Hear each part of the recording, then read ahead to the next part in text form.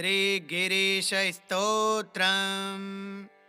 शिरोगाङ्गवासं जटाजूटभासं मनोजादिनाशं सदा दिग्विकासं हरं चाम्बिकेशं शिवेशं महेशं शिवं चन्द्रभालं गिरीशं प्रणौमि। सदा विघ्नदारं गले नागहारं मनोजप्रहारं तनौ भस्मभारं महापापहारं प्रभुं कान्तिधारं शिवं चन्द्रभालं गिरीशं प्रणौमि। शिवं विश्वनाथं प्रभुं भूतनाथं सुरेशादिनाथं जगन्नाथनाथं रतिनाथनाशङ्करं देवनाथं शिवं चन्द्रभालं गिरीशं प्रणौमि। धनेशादितोषं सदा शत्रुकोशं महामोहशोषं जनान्नित्यपोषं महालोभरोषं शिवानित्यजोषं शिवं चन्द्रभालं गिरीशं प्रणौमि। ललाटे च बालं शिवं दुष्टकालं सदा भक्तपालं दधानङ्कपालं महाकालकालस्वरूपं करालं शिवं चन्द्रभालं गिरीशं प्रणौमि। परब्रह्मरूपं विचित्रस्वरूपं सुराणां सुभूपं महाशान्तरूपं गिरीन्द्रात्मजा सङ्गृहीतार्धरूपं शिवं चन्द्रभालं गिरीशं प्रणौमि। सदा गङ्गपानं सुमोक्षादिदानं स्वभक्तादिमानं प्रभुं सर्वज्ञानं डमरुं त्रिशूलं कराभ्यां दधानं शिवं चन्द्रभालं गिरीशं प्रणौमि। अजिनादिगोहं रतिनाथमोहं सदा शत्रुद्रोहं शिवं निर्विमोहं विभुं सर्वकालेश्वरं कामद्रोहं शिवं चन्द्रभालं गिरीशं प्रणौमि। द्विजन्मानुसेवं प्रभुं देवदेवं सदा भूतसेवं गणेशादिदेवं पतङ्गादिदेवं हिरण्यादिदेवं शिवं चन्द्रभालं गिरीशं प्रणौमि। अदेवप्रमारं शिवं सर्वसारं नराणां विभारं गणेशादिपारं महारोषहारं ह्यलङ्कारधारं शिवं चन्द्रभालं गिरीशं प्रणौमि।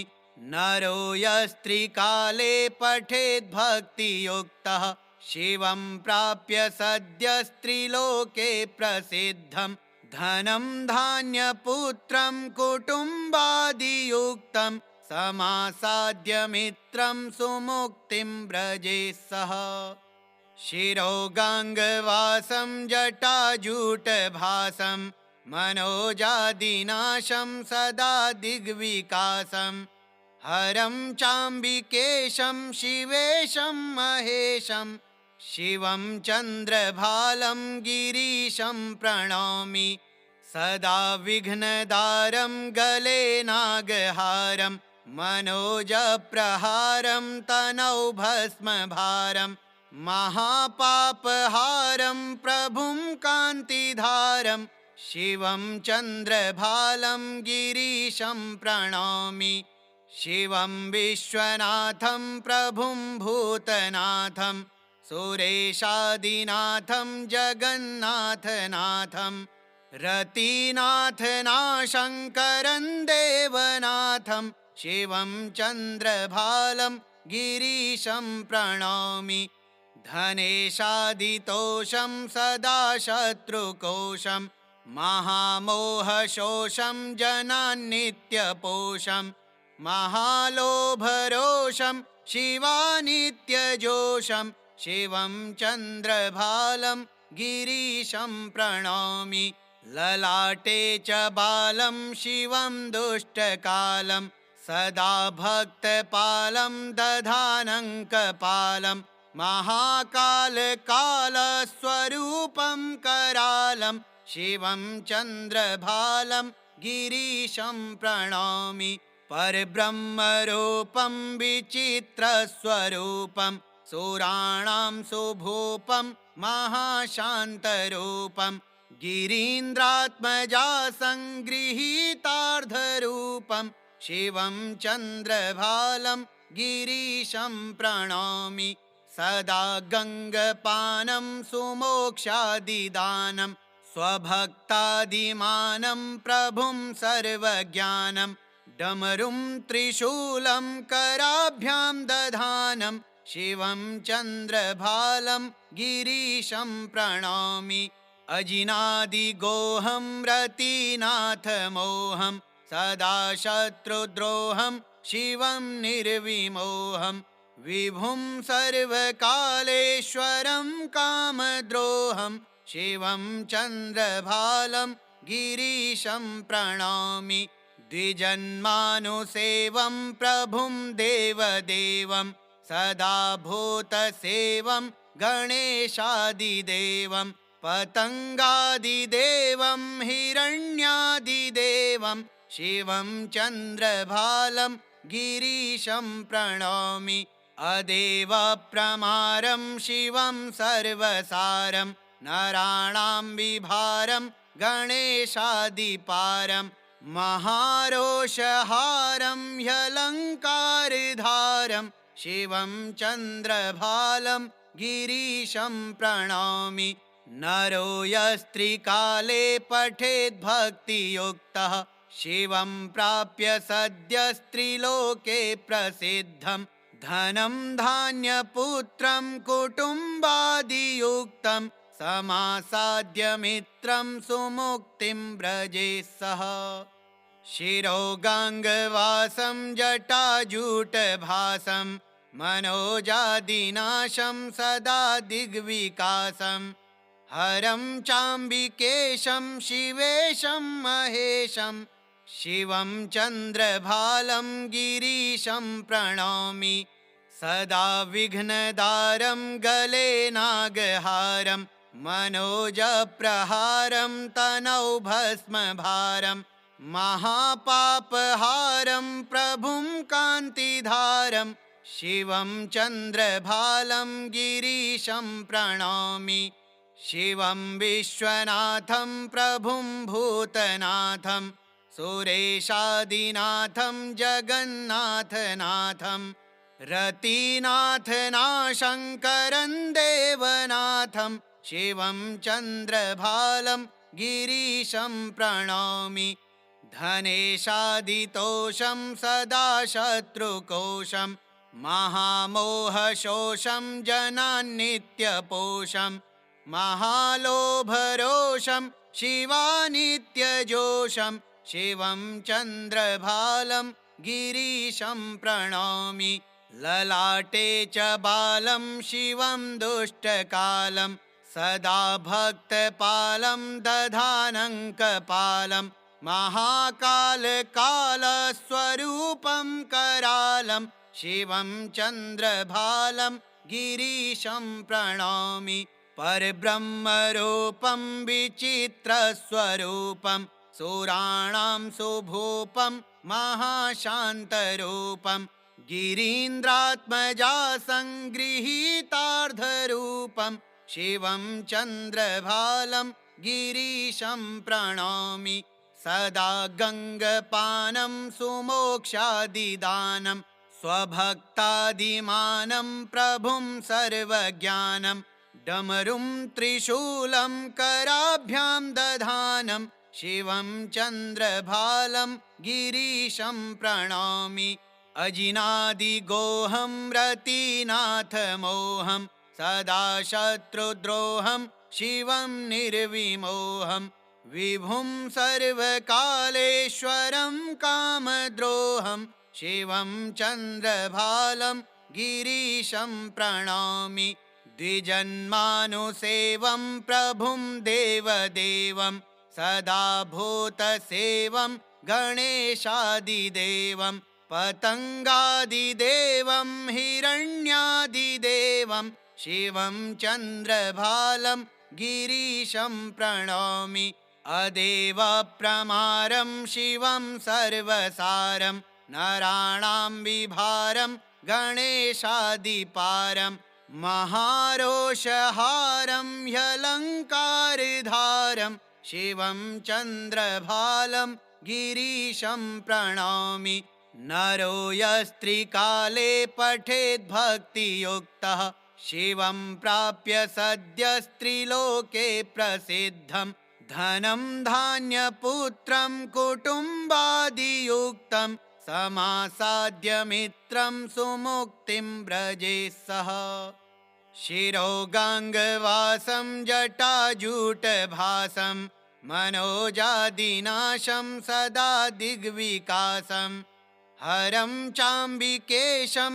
शिवेशं महेशं शिवं चन्द्रभालं गिरीशं प्रणौमि सदा विघ्नदारं गले नागहारं मनोजप्रहारं तनौ भस्मभारं महापापहारं प्रभुं कान्तिधारं शिवं चन्द्रभालं गिरीशं प्रणौमि शिवं विश्वनाथं प्रभुं भूतनाथं सुरेशादिनाथं जगन्नाथनाथं रतिनाथनाशङ्करं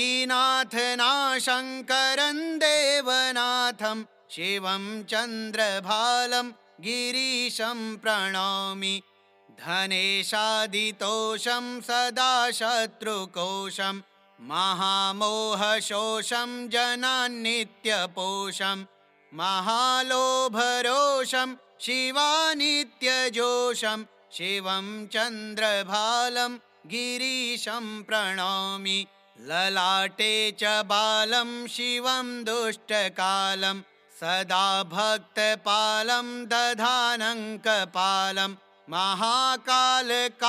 महाकालकालस्वरूपं करालं शिवं चन्द्रभालं गिरीशं प्रणौमि परब्रह्मरूपं विचित्रस्वरूपं सुराणां सुभूपं महाशान्तरूपं गिरीन्द्रात्मजा सङ्गृहीतार्धरूपं शिवं चन्द्रभालं गिरीशं प्रणौमि सदा गङ्गपानं सुमोक्षादिदानं स्वभक्तादिमानं प्रभुं सर्वज्ञानं डमरुं त्रिशूलं कराभ्यां दधानं शिवं चन्द्रभालं गिरीशं प्रणौमि अजिनादिगोहं रतिनाथमोहं सदा शत्रुद्रोहं शिवं निर्विमोहं विभुं सर्वकालेश्वरं कामद्रोहं शिवं चन्द्रभालं गिरीशं प्रणौमि द्विजन्मानुसेवं प्रभुं देवदेवं सदा भूतसेवं गणेशादिदेवं पतङ्गादिदेवं हिरण्यादिदेवं शिवं चन्द्रभालं गिरीशं प्रणौमि अदेवप्रमारं शिवं सर्वसारं नराणां विभारं गणेशादिपारं महारोषहारं ह्यलङ्कारधारं शिवं चन्द्रभालं गिरीशं प्रणौमि नरो यस्त्रिकाले पठेद्भक्तियुक्तः शिवं प्राप्य सद्यस्त्रिलोके प्रसिद्धं धनं धान्यपुत्रं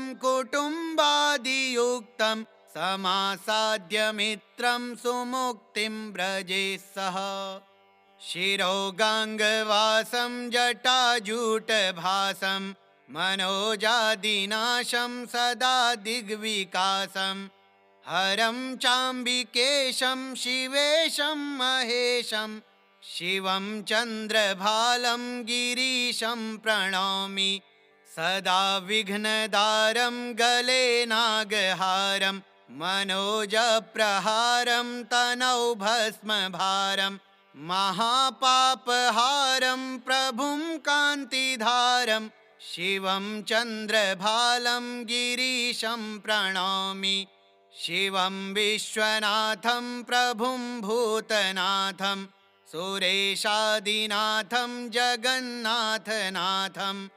रतिनाथनाशङ्करं देवनाथं शिवं चन्द्रभालं गिरीशं प्रणौमि धनेशादितोषं सदा शत्रुकोशं महामोहशोषं जनान्नित्यपोषं महालोभरोषं शिवानित्यजोषं शिवं चन्द्रभालं गिरीशं प्रणौमि ललाटे च बालं शिवं दुष्टकालं सदा भक्तपालं दधानङ्कपालं महाकालकालस्वरूपं करालं शिवं चन्द्रभालं गिरीशं प्रणौमि परब्रह्मरूपं विचित्रस्वरूपं सुराणां सुभूपं महाशान्तरूपं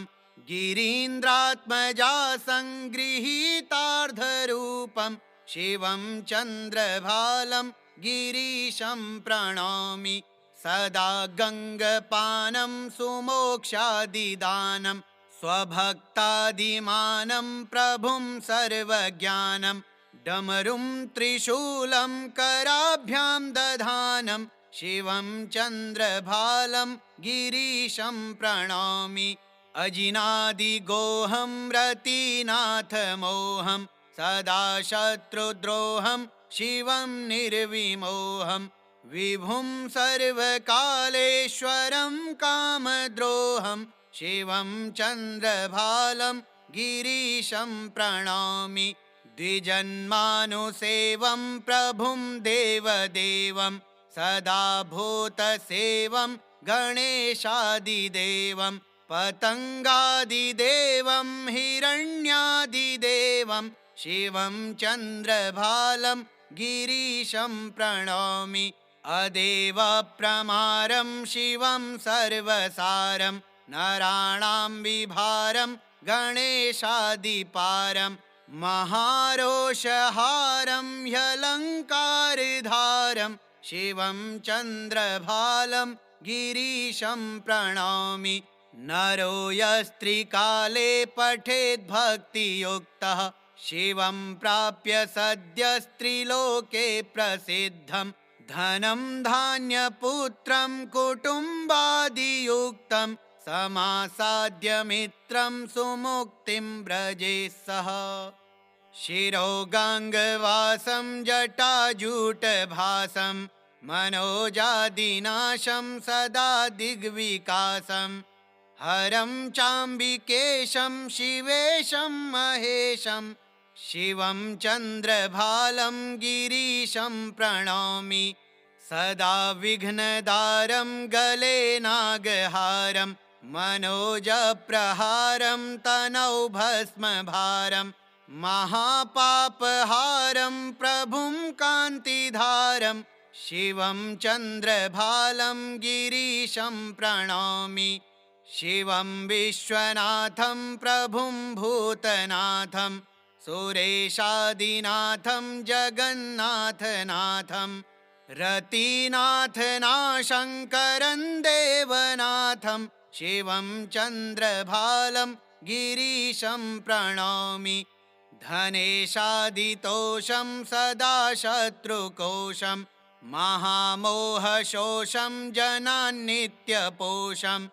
महालोभरोषं शिवानित्यजोषं शिवं चन्द्रभालं गिरीशं प्रणौमि ललाटे च बालं शिवं दुष्टकालं सदा भक्तपालं दधानङ्कपालं महाकालकालस्वरूपं करालं शिवं चन्द्रभालं गिरीशं प्रणौमि परब्रह्मरूपं विचित्रस्वरूपं सुराणां सुभूपं महाशान्तरूपं गिरीन्द्रात्मजा सङ्गृहीतार्धरूपं शिवं चन्द्रभालं गिरीशं प्रणौमि सदा गङ्गपानं सुमोक्षादिदानं स्वभक्तादिमानं प्रभुं सर्वज्ञानं डमरुं त्रिशूलं कराभ्यां दधानं शिवं चन्द्रभालं गिरीशं प्रणौमि अजिनादिगोहं रतिनाथमोहं सदा शत्रुद्रोहं शिवं निर्विमोहं विभुं सर्वकालेश्वरं कामद्रोहं शिवं चन्द्रभालं गिरीशं प्रणौमि द्विजन्मानुसेवं प्रभुं देवदेवं सदा भूतसेवं गणेशादिदेवं पतङ्गादिदेवं हिरण्यादिदेवं शिवं चन्द्रभालं गिरीशं प्रणौमि अदेवप्रमारं शिवं सर्वसारं नराणां विभारं गणेशादिपारं महारोषहारं ह्यलङ्कारधारं शिवं चन्द्रभालं गिरीशं प्रणौमि नरो यस्त्रिकाले पठेद्भक्तियुक्तः शिवं प्राप्य सद्यस्त्रिलोके प्रसिद्धं धनं धान्यपुत्रं कुटुम्बादियुक्तं समासाद्य मित्रं सुमुक्तिं व्रजे सः शिरोगाङ्गवासं जटाजूटभासं मनोजादिनाशं सदा दिग्विकासं हरं चाम्बिकेशं शिवेशं महेशं शिवं चन्द्रभालं गिरीशं प्रणौमि सदा विघ्नदारं गले नागहारं मनोजप्रहारं तनौ भस्मभारं महापापहारं प्रभुं कान्तिधारं शिवं चन्द्रभालं गिरीशं प्रणौमि शिवं विश्वनाथं प्रभुं भूतनाथं सुरेशादिनाथं जगन्नाथनाथं रतिनाथनाशङ्करं देवनाथं शिवं चन्द्रभालं गिरीशं प्रणौमि धनेशादितोषं सदा शत्रुकोशं महामोहशोषं जनान्नित्यपोषं महालोभरोषं शिवानित्यजोषं शिवं चन्द्रभालं गिरीशं प्रणौमि ललाटे च बालं शिवं दुष्टकालं सदा भक्तपालं दधानङ्कपालं महाकालकालस्वरूपं करालं शिवं चन्द्रभालं गिरीशं प्रणौमि परब्रह्मरूपं विचित्रस्वरूपं सुराणां सुभूपं महाशान्तरूपं गिरीन्द्रात्मजा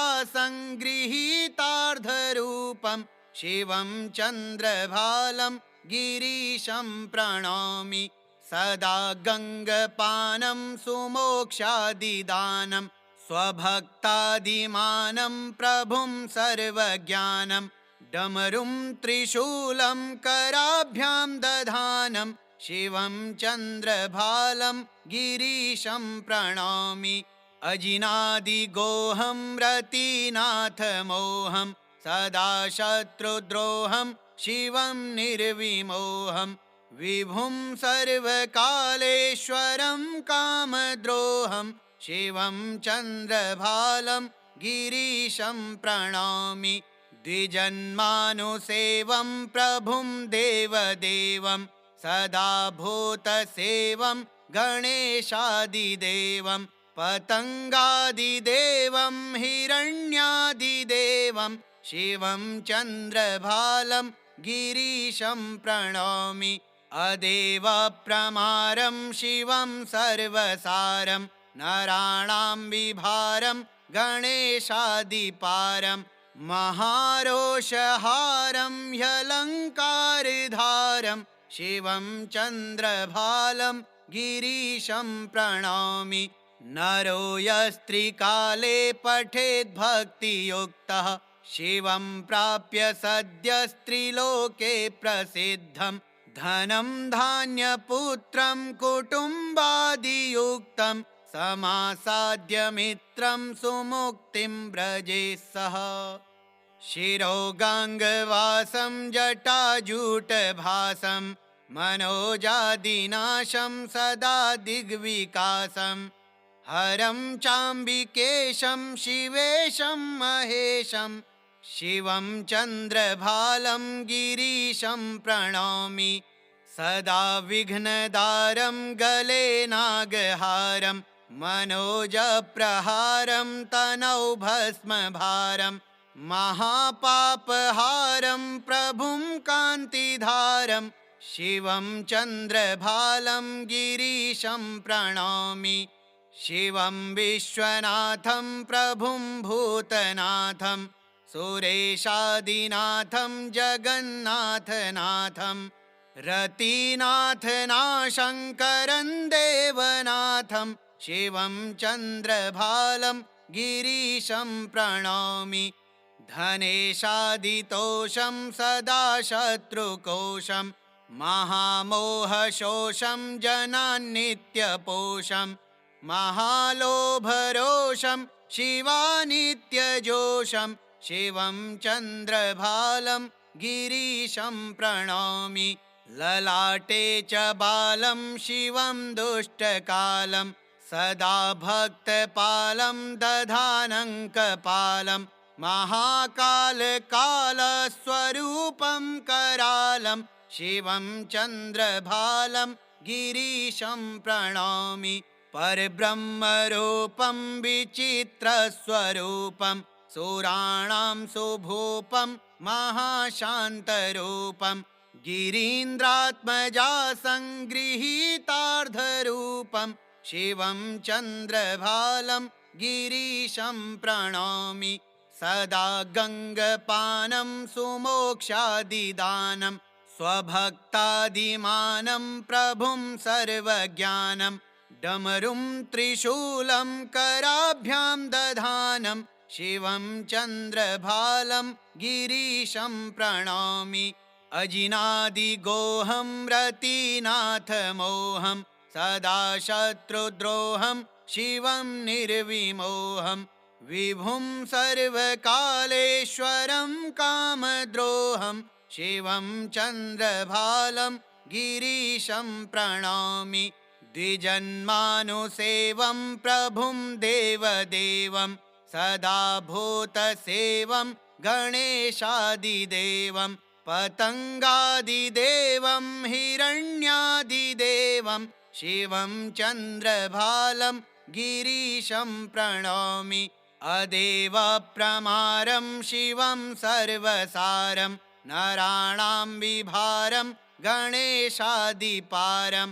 महारोषहारं ह्यलङ्कारधारं शिवं चन्द्रभालं गिरीशं प्रणौमि। नरो यस्त्रिकाले पठेद्भक्तियुक्तः शिवं प्राप्य सद्यस्त्रिलोके प्रसिद्धं। धनं धान्यपुत्रं कुटुम्बादियुक्तं समासाद्य मित्रं सुमुक्तिं व्रजे सः। शिरोगाङ्गवासं जटाजूटभासं मनोजादिनाशं सदा दिग्विकासं। हरं चाम्बिकेशं शिवेशं महेशं शिवं चन्द्रभालं गिरीशं प्रणौमि। सदा विघ्नदारं गले नागहारं मनोजप्रहारं तनौ भस्मभारं। महापापहारं प्रभुं कान्तिधारं शिवं चन्द्रभालं गिरीशं प्रणौमि। शिवं विश्वनाथं प्रभुं भूतनाथं सुरेशादिनाथं जगन्नाथनाथं। रतिनाथनाशङ्करं देवनाथं शिवं चन्द्रभालं गिरीशं प्रणौमि धनेशादितोषं सदा शत्रुकोशं महामोहशोषं जनान्नित्यपोषं महालोभरोषं शिवानित्यजोषं शिवं चन्द्रभालं गिरीशं प्रणौमि ललाटे च बालं शिवं दुष्टकालं सदा भक्तपालं दधानङ्कपालं महाकालकालस्वरूपं करालं शिवं चन्द्रभालं गिरीशं प्रणौमि परब्रह्मरूपं विचित्रस्वरूपं सुराणां सुभूपं महाशान्तरूपं गिरीन्द्रात्मजा सङ्गृहीतार्धरूपं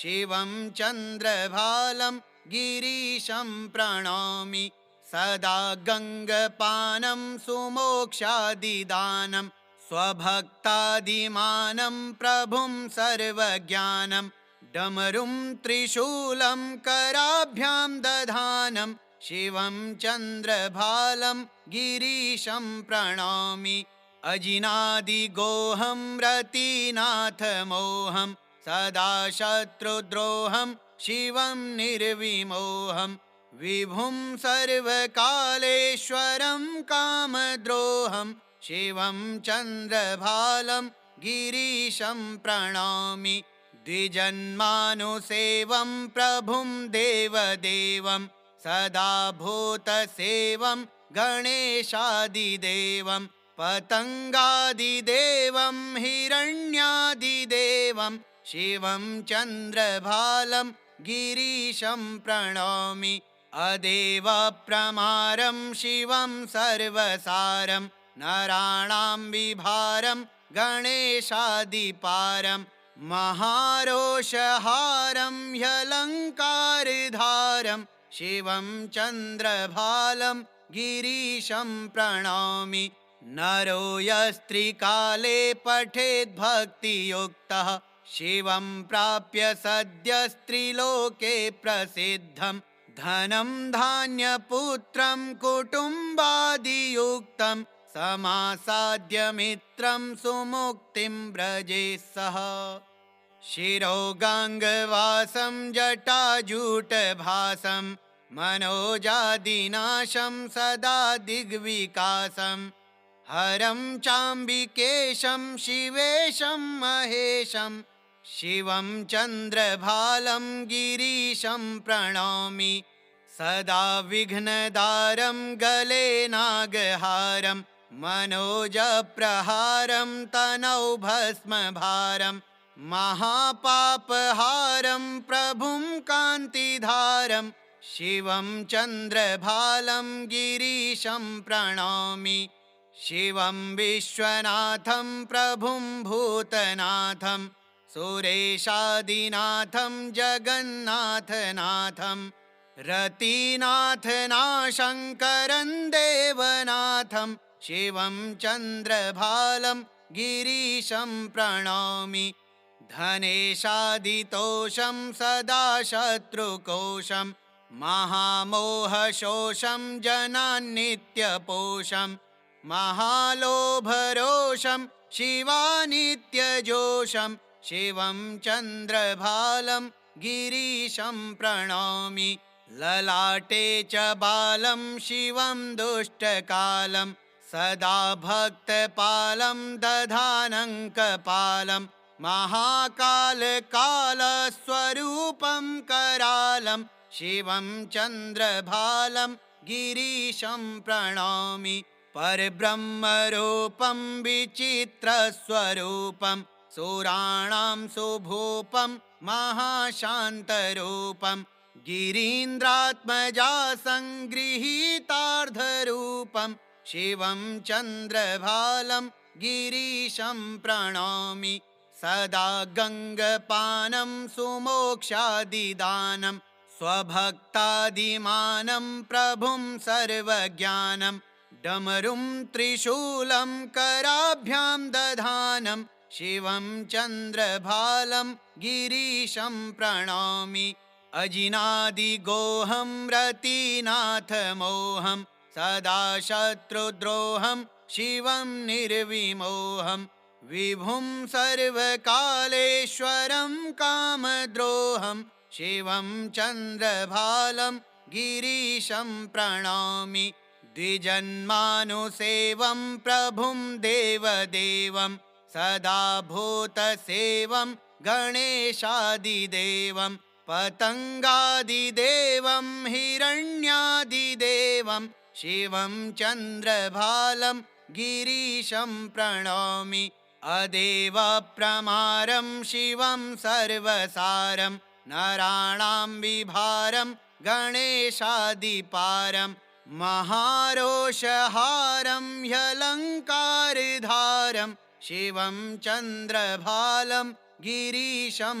प्रणौमि नरो यस्त्रिकाले पठेद्भक्तियुक्तः शिवं प्राप्य सद्यस्त्रिलोके प्रसिद्धं धनं धान्यपुत्रं कुटुम्बादियुक्तं समासाद्य मित्रं सुमुक्तिं व्रजेत् सः शिरोगाङ्गवासं जटाजूटभासं मनोजादिनाशं सदा दिग्विकासं हरं चाम्बिकेशं शिवेशं महेशं शिवं चन्द्रभालं गिरीशं प्रणौमि सदा विघ्नदारं गले नागहारं मनोजप्रहारं तनौ भस्मभारं महापापहारं प्रभुं कान्तिधारं शिवं चन्द्रभालं गिरीशं प्रणौमि शिवं विश्वनाथं प्रभुं भूतनाथं सुरेशादिनाथं जगन्नाथनाथं रतिनाथनाशङ्करं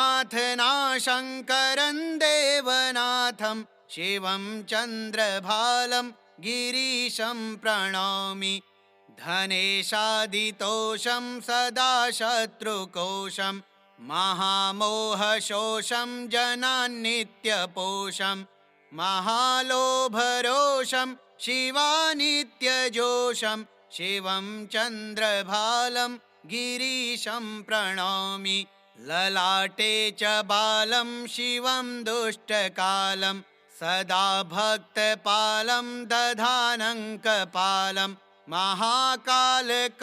महाकालकालस्वरूपं करालं शिवं चन्द्रभालं गिरीशं प्रणौमि परब्रह्मरूपं विचित्रस्वरूपं सुराणां सुभूपं महाशान्तरूपं गिरीन्द्रात्मजा सङ्गृहीतार्धरूपं शिवं चन्द्रभालं गिरीशं प्रणौमि सदा गङ्गपानं सुमोक्षादिदानं स्वभक्तादिमानं प्रभुं सर्वज्ञानं डमरुं त्रिशूलं कराभ्यां दधानं शिवं चन्द्रभालं गिरीशं प्रणौमि अजिनादिगोहं रतिनाथमोहं सदा शत्रुद्रोहं शिवं निर्विमोहं विभुं सर्वकालेश्वरं कामद्रोहं शिवं चन्द्रभालं गिरीशं प्रणौमि द्विजन्मानुसेवं प्रभुं देवदेवं सदा भूतसेवं गणेशादिदेवं पतङ्गादिदेवं हिरण्यादिदेवं शिवं चन्द्रभालं गिरीशं प्रणौमि अदेवप्रमारं शिवं सर्वसारं नराणां विभारं गणेशादिपारं महारोषहारं ह्यलङ्कारधारं शिवं चन्द्रभालं गिरीशं प्रणौमि नरो यस्त्रिकाले पठेद्भक्तियुक्तः शिवं प्राप्य सद्यस्त्रिलोके प्रसिद्धं धनं धान्यपुत्रं कुटुम्बादियुक्तं समासाद्य मित्रं सुमुक्तिं व्रजे सः। श्रीमिश्रकुञ्जरविहारिणा कृतं गिरीशस्तोत्रं श्रीशिवार्पणमस्तु। ॐ श्रीगिरीशाय नमः।